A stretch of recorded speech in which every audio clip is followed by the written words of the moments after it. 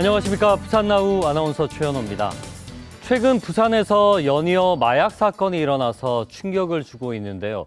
이런 현장에 특수 목적견들이 투입돼서 큰 활약을 펼치고 있습니다. 명견의 체세포를 복제해서 만든 복제견도 잇따라 사건 현장에 투입되면서 수사에 큰 도움이 된다고 합니다. 네, 그렇군요. 사건 현장에서 실종자 수색이나 숨겨진 마약을 찾아내는데 탐지견들의 역할이 매우 중요합니다. 그렇습니다.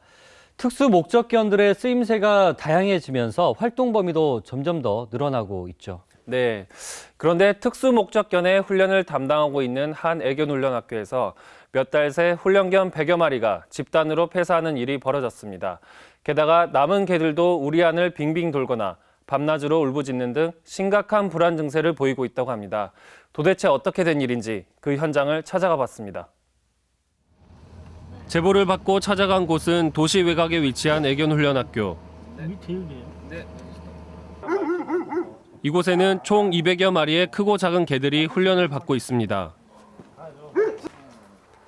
이 개들은 약 4, 5년의 훈련 기간을 거치고 나면 경찰견이나 인명구조견으로 보내집니다.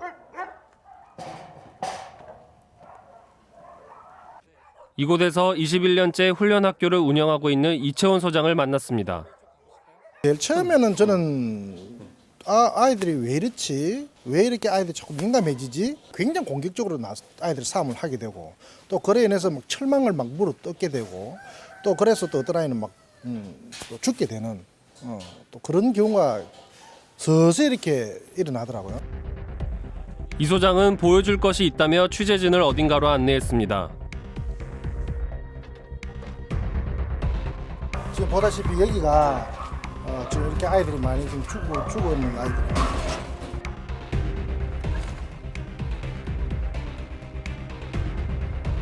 그러니까 이게 죽어있는 개들인 거죠? 네, 그렇죠. 현장에서 직접 보니까 마음이 더 아프더라고요. 얘 같은 경우는 지금 새끼를 가지고 목욕장에 새끼를 놓으러 갔다가 거기에서 죽은 애예요. 얘가. 그래서 이는 애가 지금 뱃속에 그럼 새끼가 있는 새끼가 거예요? 들어있는 거죠. 지금 이렇게 젖이 섰잖아요. 이렇게 예. 있는 아이들이고 이렇게 죽는 법이 없거든요. 이렇게 싸움하는 이유도 없고 이렇게 짖는 이유도 없고 그래서 이렇게 제가 이 주변을 한번 다녀봤어요. 왜 아이가 이렇게 변할까? 그래서 주변을 돌아보니까 반대쪽에서 공사를 하고 있더라고. 애견 훈련학교에서 불과 400여 미터 떨어진 곳에 부산 울산을 잇는 터널 공사가 진행되고 있었습니다. 지난 2014년 공사가 시작된 이후에 훈련견들이 하나 둘 죽어가기 시작한 겁니다.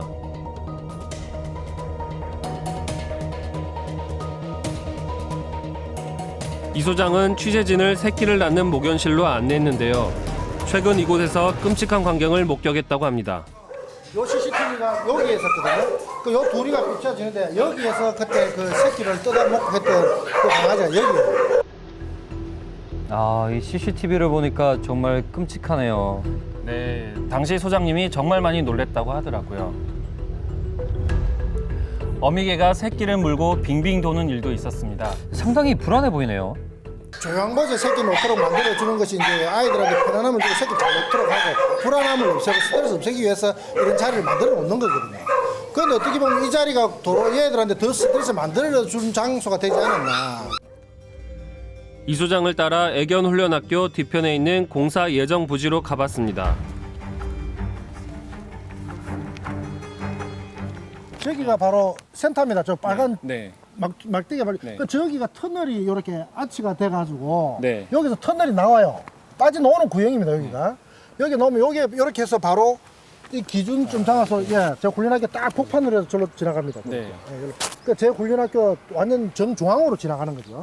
그렇죠. 훈련학교를 관통할 수밖에 없네요. 지금. 예, 그렇죠. 딱 관통하게 되어 있습니다. 공사가 진행될수록 더 많은 훈련견들이 위험에 노출될 가능성이 큽니다.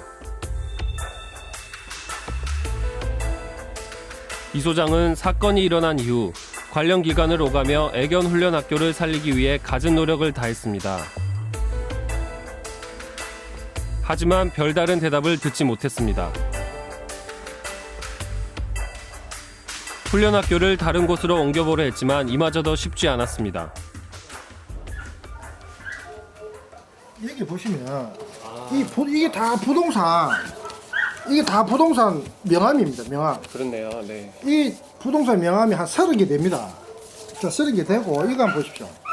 내가 다니면서 땅을 구해달라고 이 부동산에다가 제가 이렇게 내가 이렇게 많이 제가 땅을 구해달라고 부동산마다 부탁을 해놓은 겁니다. 부탁을 했는데도 불구하고 자기네들이 거의 이게 1년 정도의 기간을 줬거든요. 그런데 땅을 축사했잖아요. 축사 이야기가 나오니까 말하지 말아요. 축사. 이채원 소장은 오도 가도 못하는 상황에 막막한 심정이라고 말합니다. 자꾸 지금 가까이 들어오고 있거든요. 들어오면서 아이가 또 주고 나오고 있잖아요. 그럼 나중에 다 죽는다냐 이 아이들이. 그러면 내가 어떤 조치를 취해달라고 분명히 이야기했는데도 불구하고 조치가 취할 방법이 없다. 조치가 없다 이거죠. 그럼 없으면은 그럼 죽이겠다는 이야기잖아요. 이 훈련소 주변에 공사가 시작된 후에 이 아끼던 훈련견들까지 죽었는데 공사는 여전히 계속되고 있고 또 이 훈련소를 이전하려고 해도 어찌할 방법이 없으니 사정이 참 딱하네요. 네, 맞습니다. 일부 전문가들은 사람보다 16배 소음에 민감한 개들이 공사 도중에 발생되는 큰 소음과 진동 때문에 폐사할 수도 있다는 의견을 보였습니다. 하지만 동물에 적용되는 법적 기준이 없고 폐사 원인을 과학적으로 입증할 방법이 없어서 원인을 밝히기 어려운 상황이라고 합니다. 그렇군요. 이런 상황에서 가장 이 훈련학교 소장님이 답답한 심정일 텐데 공사를 담당하는 철도시설공단은 어떤 입장입니까? 네, 취재 후 철도시설공단은 공문을 보내 입장을 밝혀왔습니다. 공단은 훈련소 이전비 등을 포함한 보상비를 감정평가해 일정 금액을 지급하겠다고 밝혔는데요. 그런데 공단과 훈련학교가 원하는 보상 금액이 달라 의견을 좁히지 못하고 있습니다. 공단은 훈련견을 일반개로 생각했지만 훈련학교 측은 일반개가 아닌 특수목적견으로 보상비를 책정해야 한다는 겁니다. 그렇군요. 공단과 훈련학교의 입장이 좁혀지지 않으면 훈련견들 이렇게 계속해서 폐사할 텐데 아무쪼록 더 이상의 피해가 없도록 두 곳의 합의가 원만하게 이루어졌으면 좋겠습니다.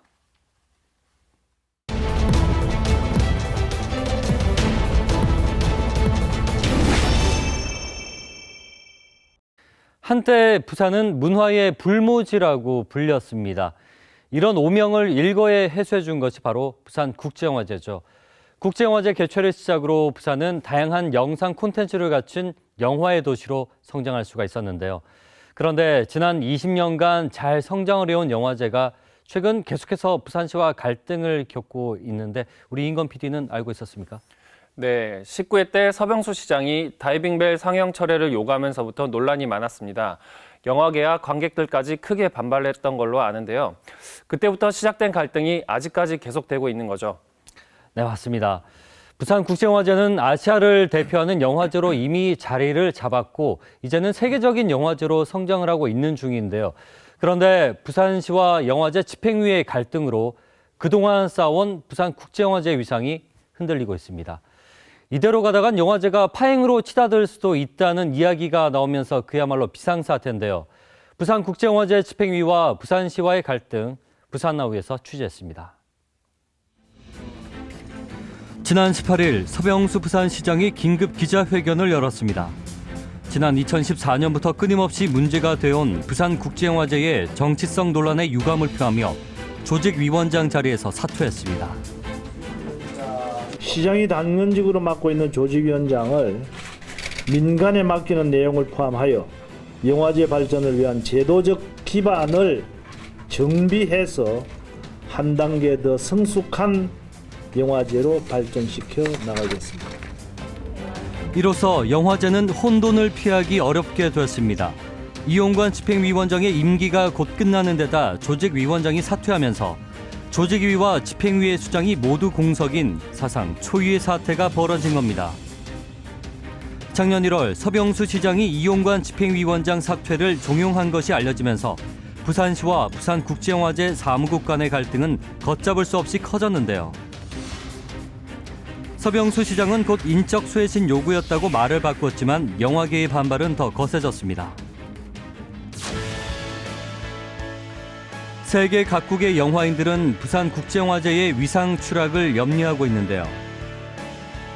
영화계는 부산시가 부당한 압력을 행사해 영화제 길들이기를 하고 있다며 비판의 목소리를 높였습니다. 제19회 부산국제영화제 때 다이빙벨 상영을 강행했던 부산영화제 측에 대한 부산시의 그 노골적인 뭐 탄압이나 그 압박이 아닌가라는 생각이 들고요. 부산영화제에서 당국의 압력에서 어떤 영화가 상영되지 못했다. 그것이 국제적으로 다 알려진다고 생각했어요. 그때부터 누가 부산영화제에 작품을 출품하겠습니까? 아시아 영화의 중심으로 자리 잡은 부산국제영화제. 하지만 계속되는 정치성 논란 앞에 영화제를 향한 우려의 시선이 뜨겁습니다.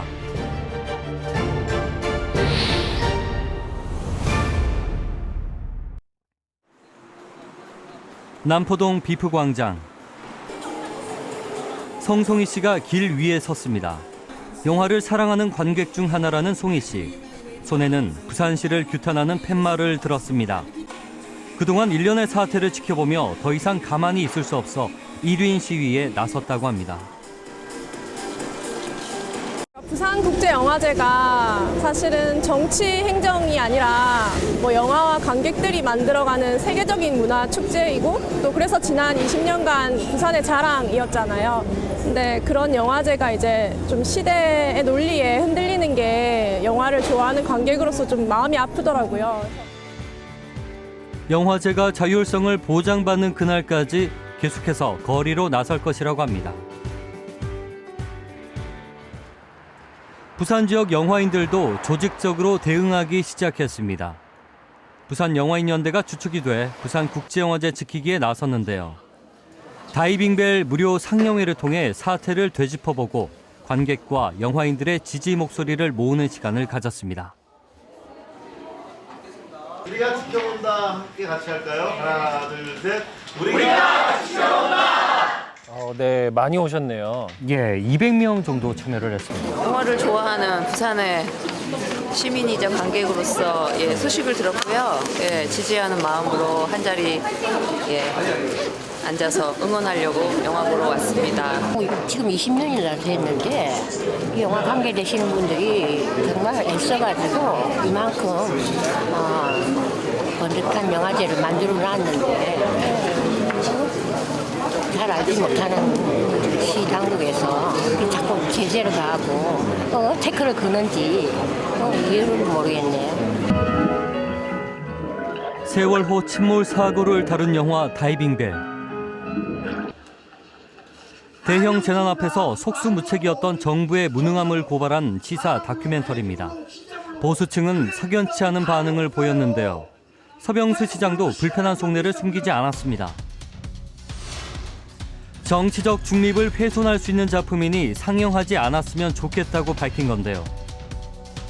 조직위원장이 정치적 이유를 들어 상영 철회를 요구하는 유례없는 일이 벌어진 겁니다. 조직위원장께서 이제 이용관 집행위원장과 저에게 문제가 많은 작품이니까 상영을 철회하라라고 요구를 하셨고 저희는 생각을 해보겠습니다라고만 답을 했습니다. 이는 곧 큰 논란으로 번졌는데요. 사람들의 이목이 집중된 가운데 영화제 집행위는 예정대로 다이빙벨을 상영했습니다. 문제는 그 이후였다고 합니다. 그러고 나서 이제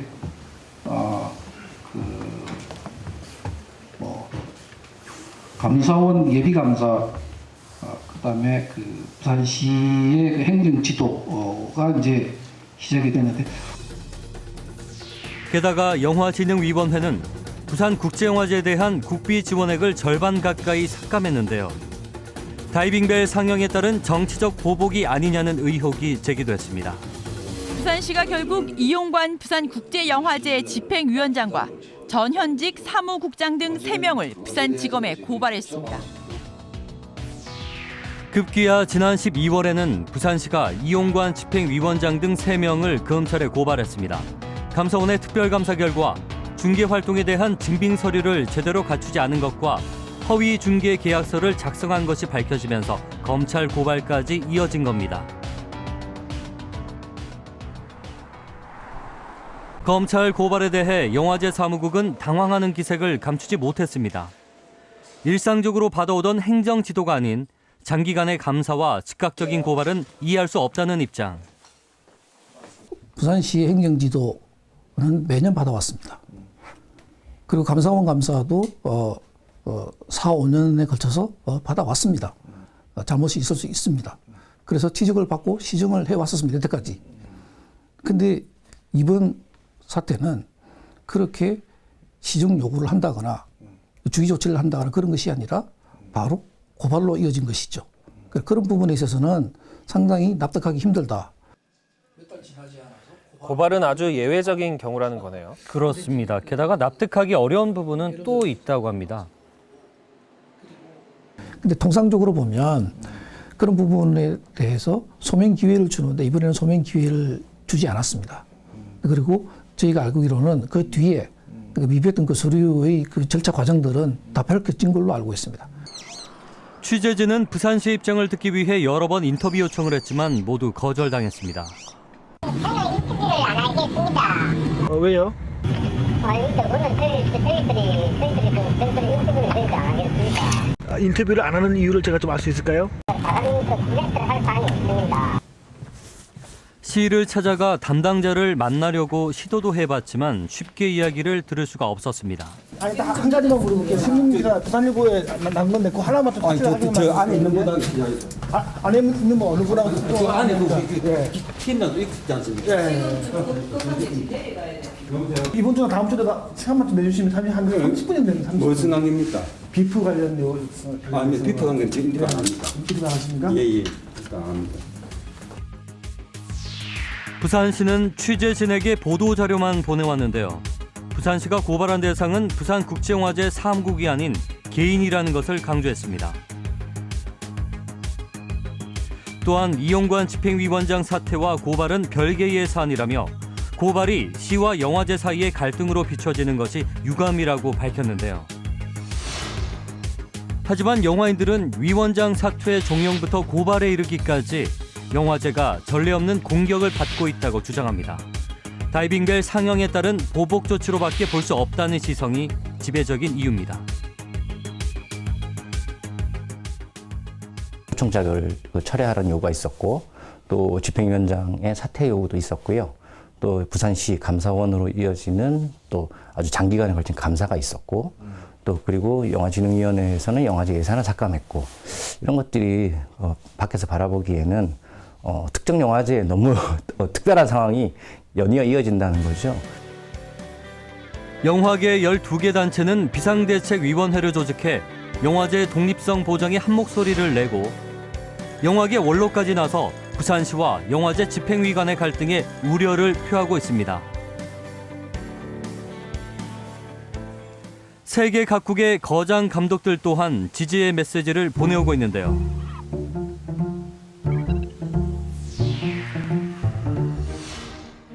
시의 영화제 개입은 공들여 쌓아올린 부산국제영화제의 위상을 하루아침에 곤두박질치게 만들 수 있다는 우려의 목소리가 날로 높아지고 있습니다.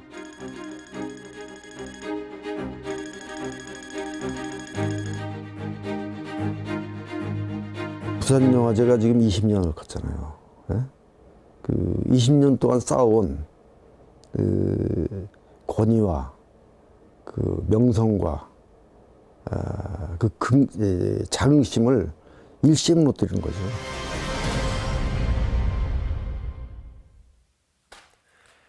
여러 인터뷰와 지지 메시지를 보면 부산국제영화제가 영화계에서 큰 의미로 자리 잡았다는 게 느껴집니다. 그런데 2년 동안이나 사태가 해결되지 못하고 있다는 게 좀 답답하기도 한데요. 왜 이렇게 큰 문제로 번진 건가요? 네, 이 상영작 선정은 영화제 집행위의 고유 권한인데 그걸 침해당하면서 자율성 훼손에 대해 거센 반발이 있었던 건데요. 작년에 제20회 부산국제영화제를 잘 마무리하면서 갈등이 좀 봉합되는 게 아닌가 했는데 그런데 영화제가 끝나자마자 이용관 집행위원장 등을 부산시에서 고발하면서 영화계가 아주 크게 반발을 했죠. 급기야는 이대로 사태가 악화되면 영화제를 보이콧하겠다는 이야기가 나올 정도였습니다. 네. 사실 20년 동안 부산국제영화제는 부산 시민들한테는 물론이고 영화계에서도 아주 의미 있는 행사로 커온 거잖아요. 한국 영화를 성장시킨 발판이 되기도 했고요. 그런데 정치성 논란으로 흔들리는 상황이 더 안타깝게 느껴지는 것 같습니다. 맞습니다. 사실 부산국제영화제가 이렇게 성장할 수 있었던 것은 정치성을 철저히 배제하는 부산국제영화제만의 운영 원칙에 있었는데요. 제1회 부산국제영화제부터 영화제가 걸어온 길을 통해서 부산국제영화제의 성장 원동력을 짚어봤습니다. 화면으로 만나보시죠. 지난 1996년 9월 남포동에 진풍경이 벌어졌습니다. 유명 배우들이 부산을 찾았고 사람들은 환호했습니다. 성공하기 어려울 거라는 예측 속에 시작된 제1회 부산국제영화제. 그런데 관객들의 관심은 폭발적이었습니다. 예상외 있죠. 어떻게 이럴 수가 있는가. 사람이 그냥 그 광장에 꽉 차가지고 막 거의 뭐 사고 낼 정도로 뭐 이러니까 막 흥분한 거예요. 문장 보겠습니다. 입장 안 됩니다. 문장 보겠습니다. 더 이상 입장이 안 됩니다. 더 이상 입장이 안 됩니다. 문 닫겠습니다. 좌석을 채 반도 채우지 못할 거라는 예측은 기분 좋게 빗나갔습니다. 상영작들은 연일 매진 세례였습니다. 당일날까지도 사실은 불안했어요. 이게 좌석 점유율이 한 20%나 될까라고 했는데 뚜껑을 여니까 그게 이렇게 폭발적인지 몰랐었고. 헐리우드 영화 1세기던 시절 부산국제영화제는 좀 더 다양한 영화를 접하고 싶다는 관객들의 욕구를 채워줬습니다.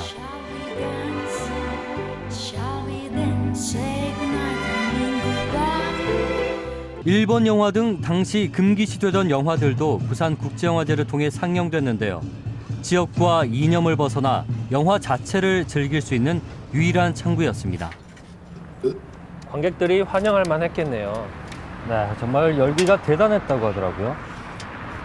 정치적으로 억압됐던 시기, 그다음에 이제 경제적으로 억압됐던 시기들을 벗어나서 시민사회에 다양한 요구가 있음에도 불구하고 그것이 영화나 음악으로 제대로 표출이 못 됐는데 처음으로 영화제를 통해서 어떤 공산권 영화, 아시아 영화, 뭐 여성 영화, 환경 영화 여러 가지 다양한 욕구들의 어떤 영화들이 나타나서 시민들과 국민들을 만족시켜줬다. 저는 그렇게 보고 있습니다. 부산국제영화제의 가장 큰 성공 비결은 운영 방식에 있었습니다. 영화제 예산을 지원하는 조직위원회, 즉 부산시와 영화제를 운영하는 집행위원회를 철저히 분리 운영한 건데요. 부산시가 영화제 운영을 집행위에 일임하고 일체 간섭하지 않기로 한 거죠.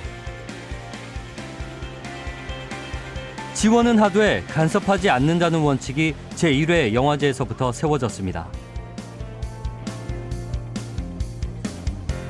이제 그 부산시에서 공무원들이 간섭하지 말아라.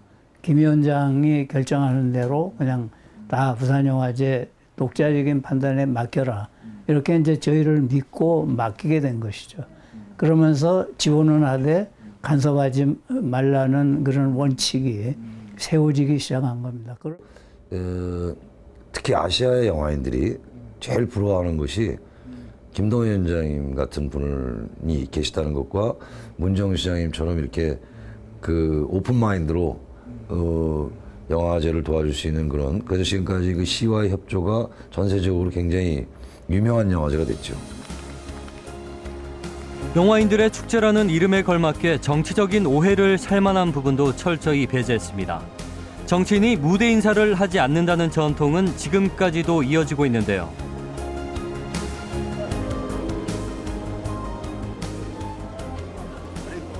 대표적인 예가 제2회 부산국제영화제입니다.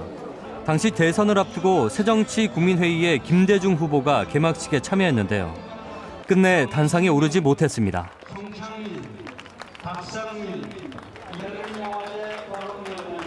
쉬운 일이 아니었을 텐데요. 그렇습니다. 영화계 인사들이 소개되는 모습을 바라보면서 무대 아래에 앉아 개막식을 지켜봐야 했는데요. 처음엔 쉽지 않았다고 합니다. 장관님이 오시더라도 스피치 기회를 안 드리고 그냥 소개 정도만 하고, 또 대통령 후보들이 오시더라도 그냥 저희들이 언급만 하고 따로 어떤 자리를 안 만들고, 처음에는 서로가 익숙지 않으니까 이제 또 부딪힘도 많았죠. 그 부분은 뭐 당연히. 근데 이제 그것이 지금 쌓이다 보니까 20년이라는 그 시간을 걸쳐서 이제는 그것이 하나의 전통이 되고 또 사람들도 이제 거기에 대해서 좋게 봐주시고 또 이해창 그 여당 대표 남포동에 오셨을 때도 무대에 안 올리고 그냥 바로 가시게 만들고 이렇게 정치적으로 완전히 중립을 1회 때부터 전 1, 2회를 거치면서 표방을 했죠. 철저히 독립성을 지키며 지난 20년간 성장해온 부산국제영화제.